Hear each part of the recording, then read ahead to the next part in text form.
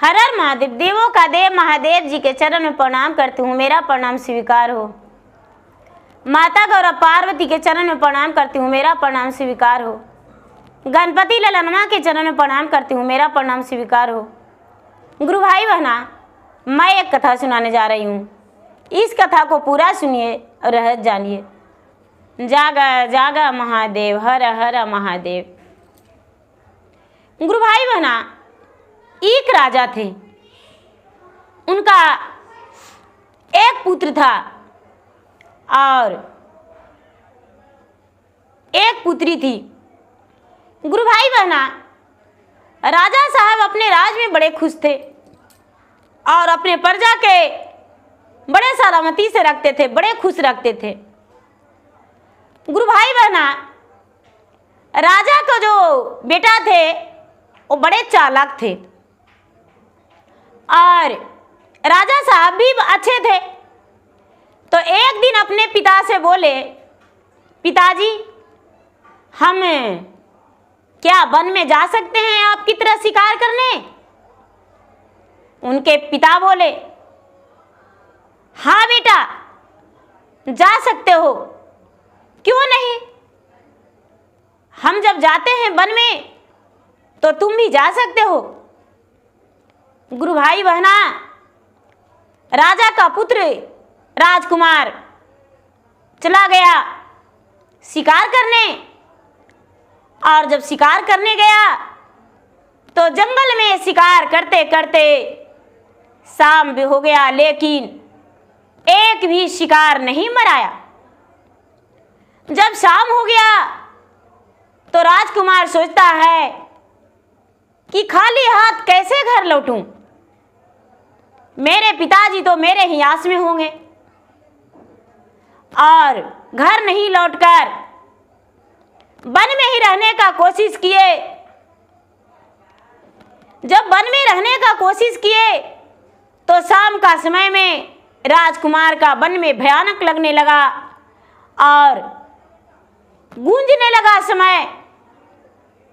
तो राजकुमार वन छोड़कर आगे निकल गए घोड़े से और जब आगे निकल गए तो एक राजा के द्वार पे जाकर और कहने लगे कि हे राजन, आपके घर में एक दिन हम समय व्यतीत करना चाहते हैं, क्या आप मुझे अपने राजमहल में जगह देंगे? दूसरे राजा अमर सिंह बोले, हाँ अपने राज में हम जगह देंगे। गुरु भाई बहना, ओ राजा ठहरने को लिए बोल दिए। वो एक राजा का एक कन्या थी। वो सुबह सुबह स्नान करने जाती थी गंगा जी में और स्नान करके आती थी। 12 मास प्रतिदिन गंगा स्नान जाती थी और उनके साथ दाई जाती थी। गुरु भाई बहना, ये राजकुमार को जब नजर पड़ा तो उस कन्या में मोहित हो गए और उसी वक्त ये भी निकल गए अमर सिंह के बेटी के देखने के लिए। और उसे देखकर मोहित होकर मन ही मन सोचते हैं कि अरे ये तो लगता है कि कोई अप्सरा है, इसका सुंदर मनोहर रूप है, इसका जो रूप है कितना सुंदर है, यदि इससे हम विवाह कर लेंगे तो मेरा जिंदगी तो संवर जाएगा। गुरु भाई बहना, अब क्या किए कि राजकुमार नदी के आरार पे चले गए। उस समय राजा अमर सिंह की बेटी गंगा स्नान कर रही थी और जब गंगा स्नान करके निकली तो राजकुमार बोला कि मैं तुमसे बहुत प्यार करता हूँ, अब तुमसे ब्याह करना चाह रहा हूँ, क्या तुम मुझसे ब्याह कर सकती हो? राजकुमारी बोली, हे राजकुमार, ब्याह तो हम भी करना चाहते हैं आपसे, लेकिन इस बात के लिए मेरे पिताजी से आप कहिए मेरे पिताजी आपसे यदि विवाह करने को लिए तैयार हो जाएंगे तो मेरा कोई आपत्ति नहीं, हम आपसे हंसते हंसते विवाह कर लेंगे। गुरु भाई बहना, राजकुमार वापस लौट गए और राजा अमर सिंह के राज दरबार में बैठकर और राजा अमर सिंह से अपना बात कह सुनाए। राजा अमर सिंह शादी करने को लिए राजकुमार से राजकुमारी से के तैयार हो गए। गुरु भाई बहना पत्र लिखकर राजकुमार के पिता के पास भेजा दिए और राजकुमार के पिता जो थे देवेंद्र, वो भी तैयार हो गए कि हाँ, हम अपना विवाह राजकुमार के आपके राजकुमारी से करेंगे। गुरु भाई बहना देवेंद्र सिंह अपने राजकुमार के साथ बारात लेकर राजा अमर सिंह के द्वार पर चले गए और उनकी कन्या से विवाह संपन्न हो गया। जब उनकी कन्या से विवाह संपन्न हो गया तो राजा अमर सिंह कहने लगे कि हे राजन,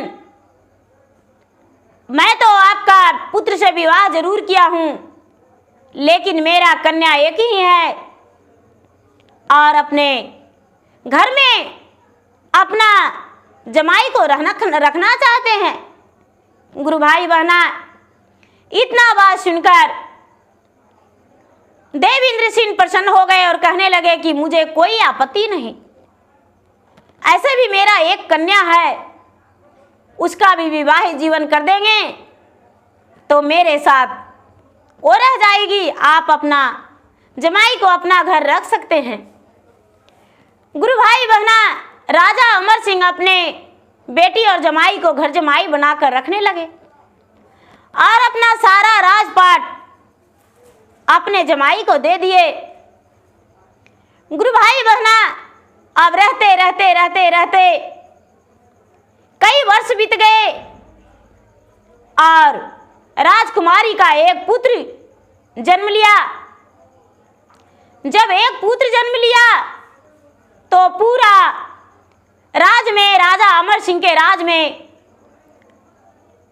खुशियां ही खुशियां होने लगा, खुशियां छा गया, सारा लोग नाचने झूमने लगे।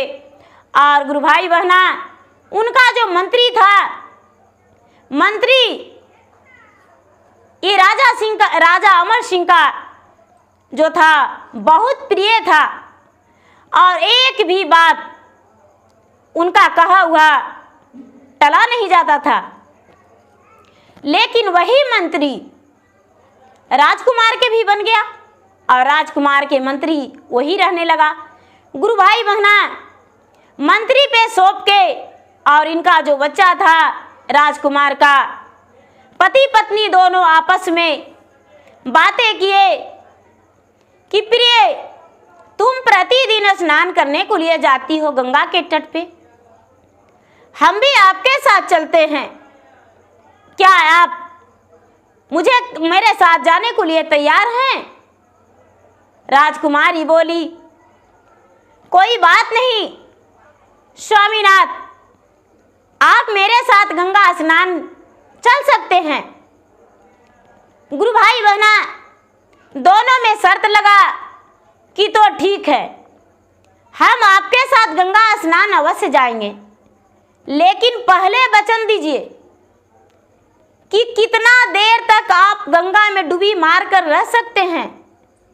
जो ज्यादा देर तक रहेगा वो जीत जाएगा और जो कम देर तक रहेगा वो हार जाएगा। राजकुमार बोला, तो आपकी शर्तें रानी मंजूर है मुझे। गुरु भाई बहना इनका जो पुत्र था, पुत्र को अपने मंत्री के दे दिए और बोले कि हो सकता है हम देर से आवे, लेकिन मेरा बेटा को आप अपने ही साथ रखिएगा, जब आएंगे तो अपना पुत्र को वापस लेंगे। वो जो मंत्री थे राजकुमार के पुत्र थे से बहुत प्यार करते थे, उनका नाम कृष्ण रखे थे। और हरे कृष्ण कह के उसे पुकारते थे और हरे कृष्ण के मंत्री को रखवाले को लिए दे दिए और मंत्री ने उनको रख लिए। गुरु भाई बहना, ये जो राजा अमर सिंह के बेटी और दामाद दोनों गंगा स्नान के लिए चले गए और गंगा में डुबी लगा लिए।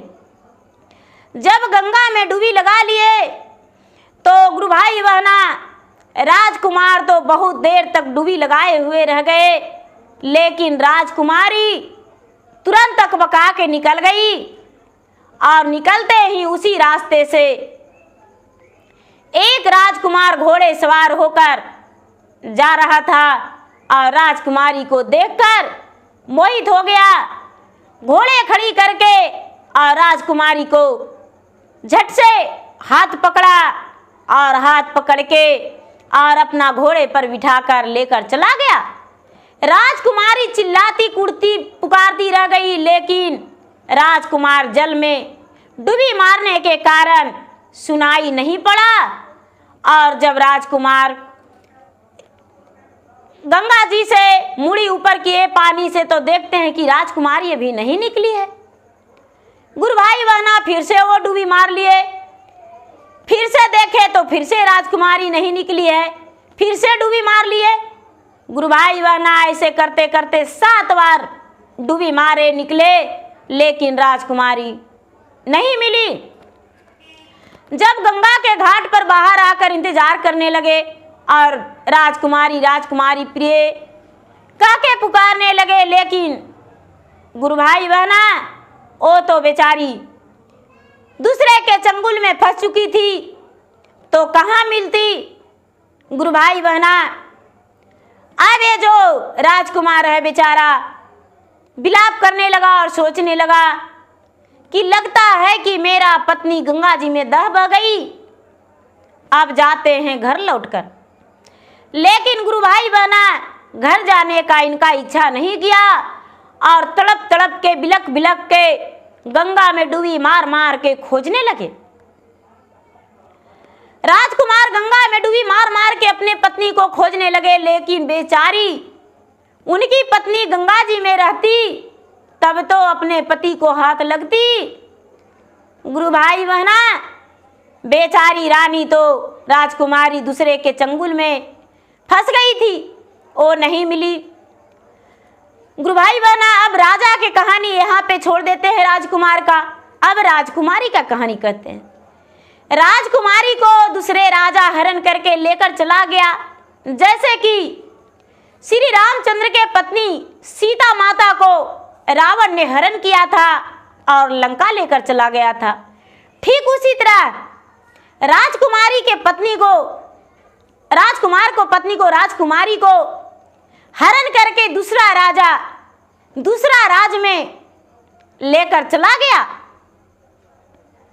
जब राजकुमार लेकर चला गया और वो कहने लगा कि हे सुंदरी, तुम तो परम सुंदरी हो और लगता है कि पता नहीं किस लोक से तुम अप्सरा बन के उतर के आई हो।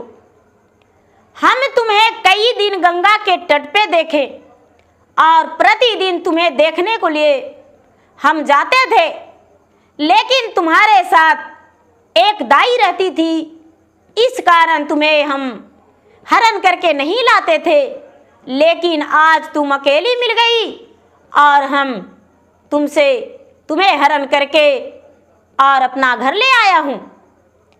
गुरु भाई बहना, राजकुमारी कहती है कि हे दुष्ट राजा कायर, जो स्त्री को जबरदस्ती हाथ पकड़ते हैं वो कायर होते हैं, वो कभी वीर नहीं कहलाते हैं, वो कभी शेर नहीं हो सकते हैं, वो तो गिद्ध की काम है। हे कायर, मेरा एक 3 वर्ष का पुत्र है गोद में, वो मेरा मंत्री के गोद में सोया होगा या खेल रहा होगा, वो मेरा याद करके और रो रहा रोएगा, और मेरे पति गंगा के तट पे मुझे पुकार रहे होंगे, खोज रहे होंगे। पहले मेरा पति से युद्ध करना होगा और मेरा पुत्र को मेरे पास ला दो। गुरु भाई बहना, जो राजा हरण करके राजकुमारी को ले गया, उसका सेना, वो जादूगर, उसका जो राजकुमार जो हरण करके ले गया, उसकी माता थी, वो जादूगरनी थी। गुरु भाई बहना, वो जादूगर जो था, जादूगरनी माता, वो अपना जादुई से इस राजकुमार के रूप दूसरे सेना को बनाकर और हरे कृष्णा को मंत्री के गोद से लेकर आ गया कि मेरे बेटा को दे दो, हम इसे सैर करवाने जा रहे हैं। मंत्री ने हंसते हंसते दे दिया और राजकुमारी ने अपना बेटा को वापस ले लिया। गुरु भाई बहना, गंगा में डूबी मारते मारते अब तो वो तो माँ बेटा एक जगह हो गई, लेकिन राजकुमार तो बेचारा अकेला बन गया। अब राजकुमार सोचता है कि मेरा पत्नी दह गई, अब मेरा एक पुत्र है, अपने पुत्र के पास चलते हैं। गुरु भाई बहना, राजकुमार जो थे घर वापस आए और मंत्री से अपना बोले कि मेरा बेटा कहाँ है, लाओ, क्योंकि मेरा जो राजकुमारी गंगा में दह गई तो मेरा बेटा ही तो सब कुछ है। मंत्री कहने लगे कि हे राजन, आप क्या मुझसे छल करते हैं? आप तो अपने बेटा को ले गए और मुझसे फिर से मांगते हैं हरे कृष्ण को। कहने लगे कि अरे दुष्ट मंत्री, तूने मेरा बेटा को काट मार डाला, मेरा बेटा चाहिए। कहने लगे महाराज, मैं तो आपसे ज्यादा अपने हरे कृष्ण को प्यार करता हूं, आपका भला ही बेटा है, लेकिन मेरा गोद में ज्यादा खेलता है, भला उसे हम मार सकते हैं? गुस्से में राजकुमार आके और जल्लाद को ऑर्डर दे देते हैं कि इसे ले जाकर और फांसी के फंदे पर चढ़ा दो, और फांसी के फंदे पर चढ़ाकर और इसका फांसी दे दो। गुरु भाई बहना, 4 जल्लाद आकर और इसे पकड़ के और फांसी पर चढ़ाने को लिए लेकर चले गए। गुरु भाई बहना, मंत्री का पत्नी जो थी सती सावित्री थी, वो जब भी भगवान को ध्यान लगाकर और कोई मन्नतें करती थी तो पूरा हो जाता था, और अपने पति को बोली थी कि हे पतिदेव जी, आप जहां भी रहेंगे, आप पे कोई आपत्ति विपत्ति संकट आएगा तो एक बार मेरा याद कर लीजिएगा, आपके सामने हम प्रकट हो जाएंगे और आपका विपत्ति कुछ देर के लिए हम टाल देंगे। गुरु भाई बहना, अब जो मंत्री था, मंत्री मन ही मन कांपने लगा। ये जो चारों जल्लाद था तेगा चमकाने लगा और इसे गर्दन काटने को लिए तैयार हो गया। उतना ही में याद आया कि क्यों ना अपना पत्नी को याद करूं। अपना पत्नी को याद किए तो उनका पत्नी 12 वर्ष आगे और 12 बरस पीछे जानती थी। गुरु भाई बहना, जो कल बीत गया वो भी जानती थी कि ये बीत गया है, और जो उसके बाद होने वाला था वो भी जानती थी।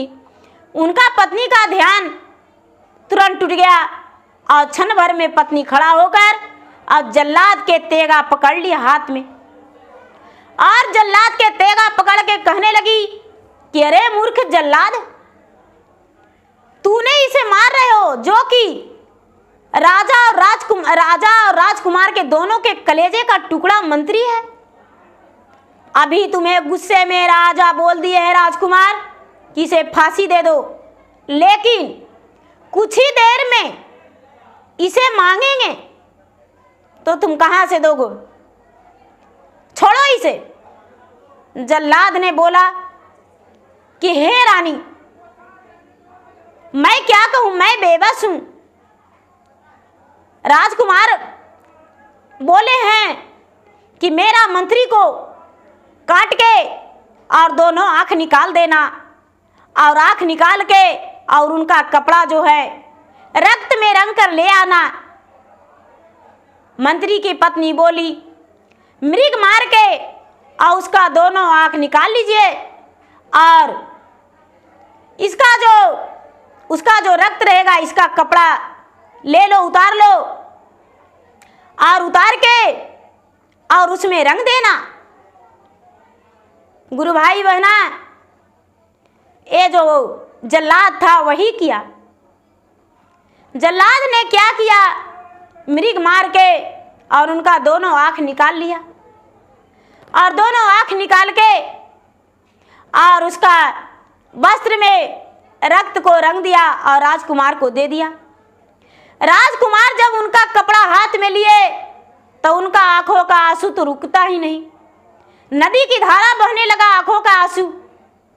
और सोचते हैं राजकुमार मन में कि मेरे पास तो कुछ भी नहीं रहा, मेरा पत्नी भी गंगा में दहवा गई, मेरा पुत्र भी और मेरा मंत्री भी, क्यों ना हम इसी वक्त चले अपना प्राण को त्याग दे।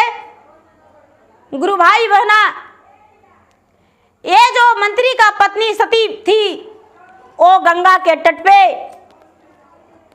अपने पति के पास थी और बातें कर रही थी कि हे पतिदेव, हे स्वामीनाथ, रानी नहीं मरी है और ना ही तो हरे कृष्णा राजा का पुत्र मरा है, राजकुमार का दूसरे राजा ने हरण करके लेकर चला गया है उसे विवाह करने को लिए, उससे युद्ध करके और उसे वापस लाना होगा। गुरु भाई बहना, ये जो मंत्री था बोला कि मैं आज ही जाऊंगा और उसे छुड़ा कर लाऊंगा।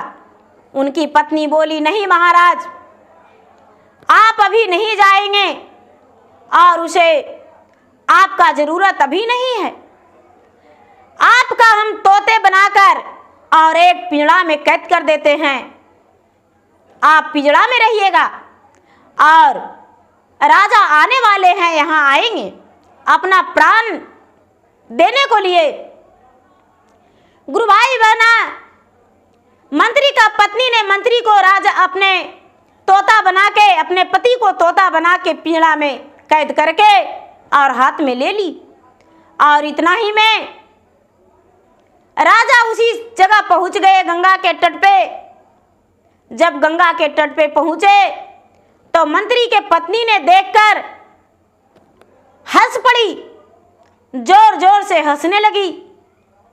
अबे राजकुमार जो था अमर सिंह का जमाई मन ही मन सोचा कि अरे ये मुझे देखकर क्यों हंस रही है, ये नारी को तो हम पहचानते नहीं हैं। बोले कि भाई, बोलो सतयुग की नारी, तुम मुझे देखकर क्यों हंस पड़ी। सती सावित्री नारी कहती है, हे राजन, मैं आपका देखकर इसलिए हंस रही हूं कि आप इतने क्रोधित क्यों हैं, क्या कारण है। गुरु भाई बहना, राजकुमार बोला अमर सिंह का जमाई कि आज मेरा संसार में कोई नहीं, एक पुत्र था, वो भी मेरा मंत्री काट के उसे गंगा में बहा दिया और मैंने अपने ही हाथों से मंत्री का बलि दे दिया और मेरा पत्नी मेरे ही शर्त के कारण गंगा में डूबकर मर गई।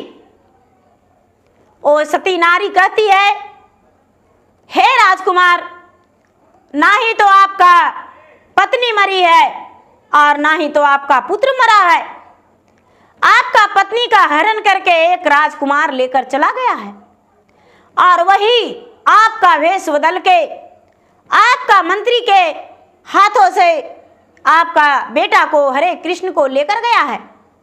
जाकर आप उससे युद्ध कीजिए और युद्ध करके अपना पत्नी को छुड़ाइए। इस वक्त प्राण देने का समय नहीं है, युद्ध करने का समय है।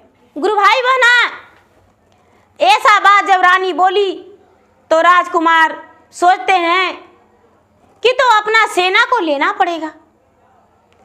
राजकुमार बोले कि मैं क्या कहूं, एक गलती मैंने और किया हूं जो अपने मंत्री को मार डाला। वो कैसे?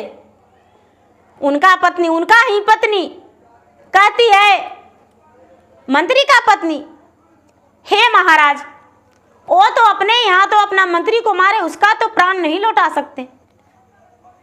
गुरु भाई बहना, राजा सेना को लेकर और अपने रानी को छुड़ाने चले गए। रानी को छुड़ाने चले गए और युद्ध, घमासान युद्ध होने लगा।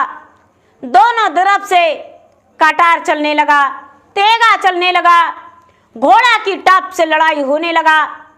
गुरु भाई बहना, जैसे मेघा बरसता है उसी तरह लड़ाई का युद्ध होने लगा, जैसे बादल गरजता है उसी तरह दोनों तरफ से घमासान युद्ध हो गया। गुरु भाई बहना, युद्ध करते करते अमर सिंह का जो जमाई थे वो पराजित हो गए, और जब पराजित हो गए तो इनको कैद कर लिया गया। तब मंत्री का पत्नी ने अपने पति को जो तोता बनाए हुए और घूम रही थी, उसे जल्दी से मनुष्य का रूप बदल के और बोली कि अब आप युद्ध में जा सकते हैं और अपने राजा को बचा सकते हैं। गुरु भाई बहना, मंत्री ने तेगा उठाया और जो हरण करके रानी को ले गया था जौन राजा, उस राजा को मार कर गिराकर और सबको पराजित करके और रानी को और बच्चा सहित दोनों को छुड़ाकर वापस लाए, जो कि उस रानी राजकुमारी को पुत्री के समान मंत्री मानते थे और हरे कृष्णा को अपने भांजे के समान मानते थे। गुरु भाई बहना, दोनों को वापस ले आए और वापस लाकर राजा को भी कैद से छुड़ाए, जो कि पराजित होकर कैद हो गए थे। दोनों को अपना घर वापस लाए और घर वापस लाकर और कहने लगे कि हे राजन, आप तो गुस्से में मुझे फांसी के फंदे पर चढ़ा दिए थे, लेकिन जल्लाद ने दया करके मुझे छोड़ दिया। यदि आज हम मर जाते तो आपका कौन छुड़ाता और कौन आपको पत्नी को लाता? राजा ने हाथ जोड़कर कहने लगे,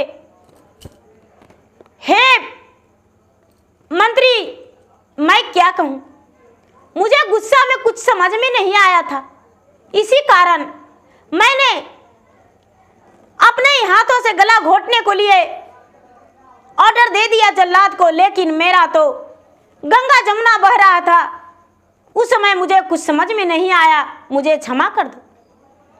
गुरु भाई बहना, बेचारी रानी और उनका पुत्र और राजकुमार तीनों को मंत्री वापस घर लाया और लाकर घर में राजा के पास अपना बातें रखा। जो राजा थे उस दिन से अपना जान से ज्यादा मंत्री को प्यार करने लगे और ज्यादा मानने लगे। गुरु भाई बहना, उनके जो राजा के राजकुमार के प्रजा थे वो भी मंत्री का ज्यादा मानने लगे। गुरु भाई बहना, अब जो मंत्री थे, मंत्री जो उस राजकुमारी के पिता से भी ज्यादा राजकुमारी अपने मंत्री को मानने लगी, क्योंकि दूसरे को चंगुल से छुड़ाकर लाना बड़ा मुश्किल का काम था और वो मंत्री कर दिखाया। अब दोनों बहनें जैसा मंत्री के पत्नी और राजकुमार के पत्नी दोनों बहनें की तरह एक ही घर में दोनों रहने लगे।